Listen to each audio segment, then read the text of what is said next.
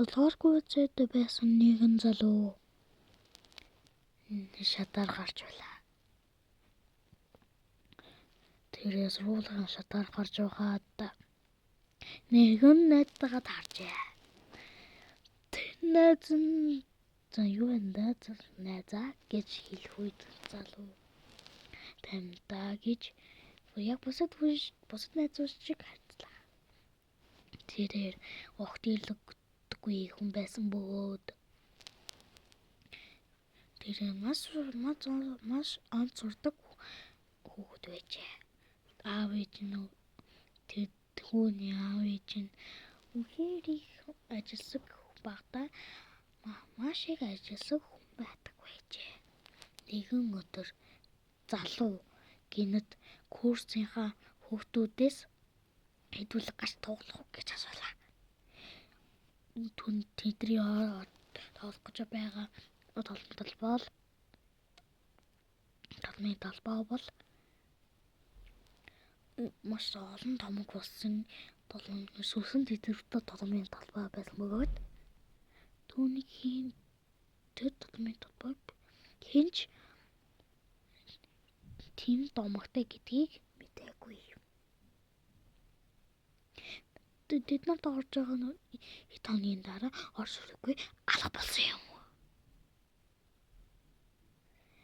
Тэд бүгдээрээ орж ирэхгүй алга болоод тэдний сонинг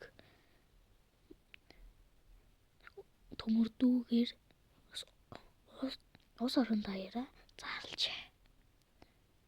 Тэдний заадаг багш нь их сурвалж сурж байхдаа маш онц сурдаг хүүхдүүд байсан гэж ярьж байлаа.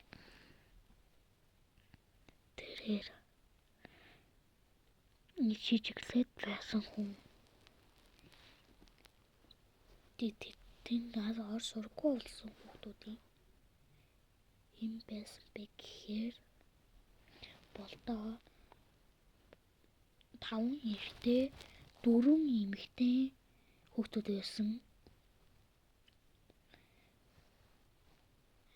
Эрэгтэйчүүд нь болдоо баяраа, тэмүүлэн, төвшин,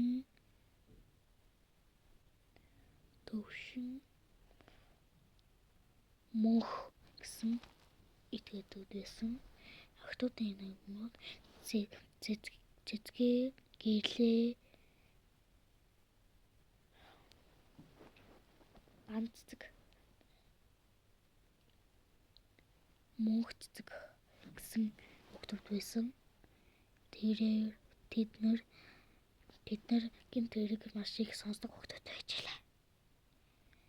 Тэд нар орсгүй явахгүй аав ээжтэй тэрээр маш нэгэн болдоо түрийн залуу гэдсэн хүн чинь болдоо байж таарсан. Тэр хүүхэд болдоо хүүхэд сурахгүй болохоос өмнө аав ээжтэй зодуулаад байсан. Зодуулсныхаа маргааш нь сургуй алга болсон. Иймэрхүү